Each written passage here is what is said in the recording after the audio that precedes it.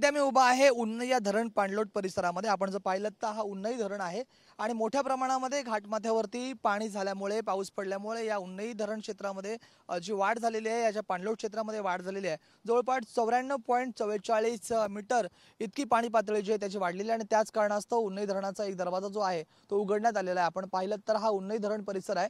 मोठ्या प्रमाणामध्ये वरती पाऊस झाल्यामुळे याच धरण परिसराच्या पाणलोट क्षेत्रामध्ये जी आहे ती वाढ झालेली आहे आणि त्याच कारणास्तव आपण जर पाहिलं तर या धरणाचं जे पाणी आहे ते खाली कुंडलिका नदीला जाऊन मिळत असतं आणि त्याचमुळे कुंडलिका नदीची पाणी पातळी जी आहे ती 23.25 मीटर म्हणजेच इशारा पातळीच्या आसपास जी आहे ती पोहोचलेली आहे। इशारा पातळी जी आहे ती ओलांडलेली आहे।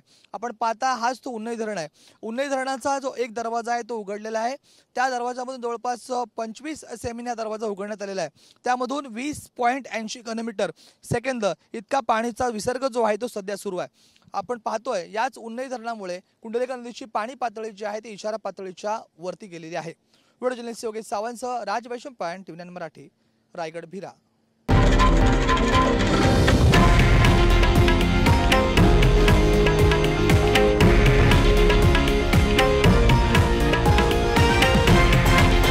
हे आहे देशातील नंबर 1 न्यूज नेटवर्क आणि आपण पाहत आहात TV9 मराठी, एकमेव।